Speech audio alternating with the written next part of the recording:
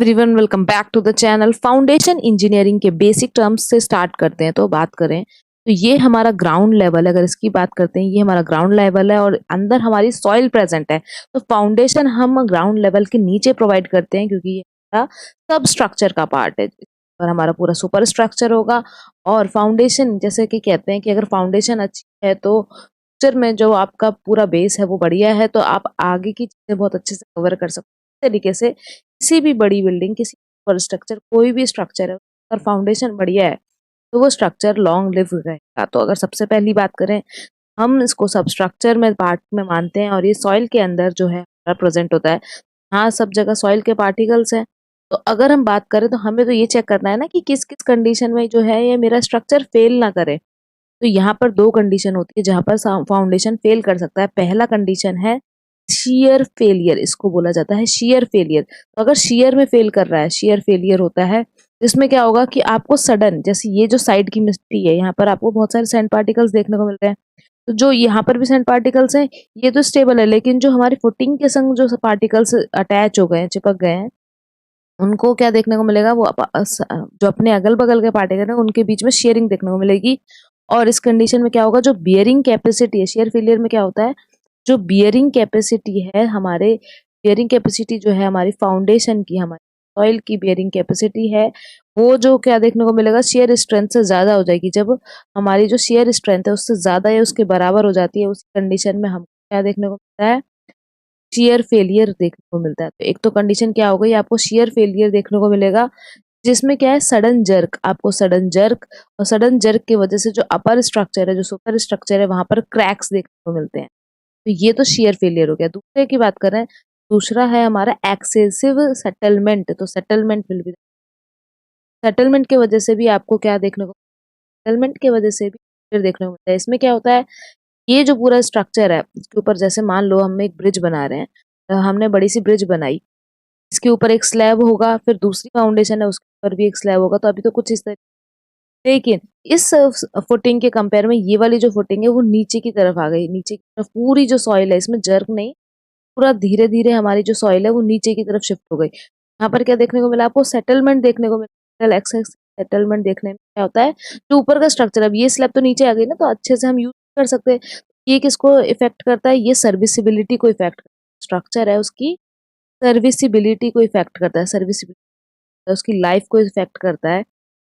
तो हमें जो है दो तरीके से देखने को मिलता है, दो तरीके से है हमारा फाउंडेशन, फाउंडेशन है हमारा जो देखने को मिलता है फेलियर, और एक हो जाता है हमारा एक्सेसिव फेलियर।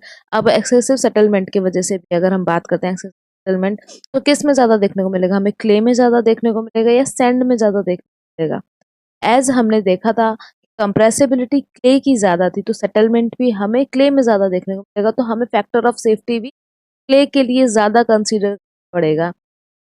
कुछ बेसिक इंपॉर्टेंट टर्म्स को समझते हैं। तो पहला इंपॉर्टेंट टर्म है हमारा ग्रॉस प्रेशर इंटेंसिटी। बात करें तो ये है ग्रॉस प्रेशर इंटेंसिटी, करते हैं क्या बताते हैं कि टोटल हमारा कितना प्रेशर लग रहा है हमारे फुटिंग पे, से शो करते हैं। तो टोटल क्या क्या प्रेशर लग रहा होगा, अगर देखें तो सुपर स्ट्रक्चर का प्रेशर लग रहा होगा, जिसको Q1 से डिनोट करेंगे। अगर मैं मानूं तो ये जो हमारी फुटिंग है इसके ऊपर भी तो कुछ सॉइल है, ये जो सॉइल का लोड लग रहा है तो Q2 से डिनोट करेंगे। और जो हमारी फुटिंग का, जो हमारा फाउंडेशन का जो बिल्कुल बॉटम है, फुटिंग का भी तो अपना कुछ लोड लग रहा होगा, फुटिंग तो अपना जो हमारा सेल्फ वेट लगा रहा है उसकी वजह से होगा। तो Q3 मानते हैं। तो Q1 हमारा सुपर स्ट्रक्चर हो गया, Q2 की वजह से जो सॉइल है हमारी फुटिंग के ऊपर लोड लगा रही है, उसकी वजह से लोड लगेगा। और Q3 क्या है हमारा, Q3 की अगर हम बात करें तो वो फुटिंग का खुद का अपना वेट है, उसकी वजह से जो लोड लग रहा है, इसको हम इन्हीं तीनों लोड की वजह से, जो Q1 plus Q2 plus Q3, जब इसको एरिया से डिवाइड करेंगे तो जो इंटेंसिटी निकल के आएगी, जिसको QG से लिखते हैं, यही हमारा ग्रॉस प्रेशर इंटेंसिटी है। और इसकी यूनिट क्या हो जाएगी, किलो न्यूटन पर मीटर स्क्वायर। किलो न्यूटन पर मीटर स्क्वायर हमारी इसकी यूनिट हो जाएगी। सेकेंड टर्म जो इंपॉर्टेंट है उसको हम बोलते हैं, उस टर्म की बात करें तो हो जाता है net pressure intensity. Next term है हमारा नेट प्रेशर इंटेंसिटी। इसका मतलब ही क्या है कि कितना इंक्रीज इन प्रेशर हुआ है, तो नेट प्रेशर इंटेंसिटी का मतलब क्या होता है कि प्रेजेंट में मान लो कि अगर प्रेजेंट में आपके पास वेसल में 20 ml पानी है और इनिशियली उसमें 10 ml पानी था, तो उसमें कितना नेट इंक्रीज हुआ है, तो 20 माइनस 10 कर देंगे, जो प्रेजेंट है उसमें से माइनस कर देंगे इनिशियल वैल्यू, वही नेट प्रेशर इंटेंसिटी जिसको QN से डिनोट करते हैं, ये भी यही शो करता है। ये क्या शो करता है? इंक्रीज इन प्रेशर, कितना प्रेशर इंटेंसिटी इंक्रीज हुआ है। तो उसके लिए हम क्या कर देंगे, कुछ नहीं, इसमें हम प्रेजेंट वैल्यू में हम इनिशियल जो वैल्यू है हमारी, इनिशियल जो बस हमारी फुटिंग नहीं थी उसके वजह से कितना लोड था, उसको अगर मैं माइनस कर दूं तो मुझे पता चल जाएगा प्रेजेंट वैल्यू क्या है, QG माइनस क्या कर देंगे हम, अगर इसकी जो डेंसिटी है, हम इसकी डेंसिटी की बात करें तो ये हो जाएगा गामा, और इस हाइट की बात करें फुटिंग की तो वो DF, तो इतने में पहले बोली सॉइल थे जिसको तो गामा DF, तो अगर मैं माइनस कर दूं, इनिशियली इतना लोड लग रहा था, तो ये माइनस करने से जो हमारी वैल्यू निकल के आती है उसी को बोलते हैं नेट प्रेशर इंटेंसिटी, को QN से शो करता है। और जब इसको भी सॉल्व करेंगे तो ये किलो न्यूटन पर मीटर स्क्वायर में ही इसकी यूनिट निकल के आएगी। इसी में नेक्स्ट टर्म होता है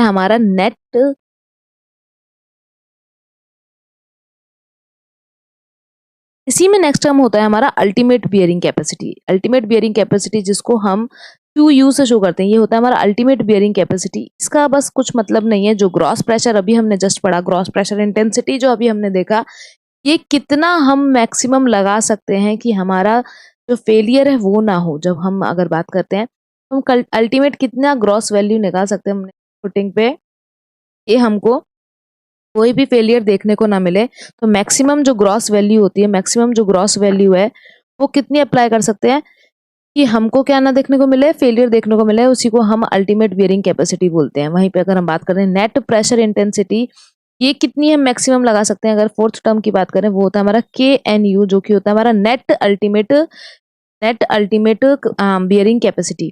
तो अगर हम इसकी बात करते हैं तो नेट अल्टीमेट बियरिंग कैपेसिटी जो होता है वो QNU है। ये क्या डिनोट करता है कि मैक्सिमम हम कितना QN लगा सकते हैं कि हमें कोई भी फेलियर देखने को ना मिले। हमने देखा कि फुटिंग दो तरीके से फेल होती है, या तो शेयर से या फिर सेटलमेंट से, तो हमें कोई भी दिक्कत देखने को ना मिले, इस वजह से हम कितना मैक्सिमम अपने फुटिंग पे लगा सकते हैं। ये अल्टीमेट हमारा अल्टीमेट और ये जो नेट अल्टीमेट है ये इसको शो करता है। अगर QU जो हम बहुत सारे फॉर्मुले से पढ़ेंगे, तो QU अगर पता है तो QNU कुछ नहीं होता। QU में सेम जैसे हम गामा DF को माइनस करते हैं, ये मेरा QNU निकल के आ जाएगा यहाँ से। हमारा अल्टीमेट बियरिंग कैपेसिटी और नेट अल्टीमेट बियरिंग कैपेसिटी के बाद जो हमारा इंपॉर्टेंट टर्म है वो है जो हमारा नेट सेफ बियरिंग कैपेसिटी होता है। नेट सेफ बियरिंग, तो नेट है और सेफ बियरिंग कैपेसिटी मतलब क्या, ये जो हमने QNU निकाला, तो QNU कितना लगा सकते हैं। सेफ का मतलब क्या है कि फैक्टर ऑफ सेफ्टी को कंसीडर करते हुए हम कितना लगा सकते हैं फुटिंग पे, तो ये QNS से हम डिनोट करते हैं। ये हो जाता है हमारा QNU, जो हमने नेट अल्टीमेट बियरिंग कैपेसिटी निकाला है, जब उसको हम फैक्टर ऑफ सेफ्टी से डिवाइड कर देते हैं तो हमको मिल जाता है नेट सेफ बियरिंग कैपेसिटी। और सिक्स्थ हमारा हो जाएगा, सिक्स्थ की अगर हम बात करें तो ये होता है हमारा सेफ बियरिंग कैपेसिटी।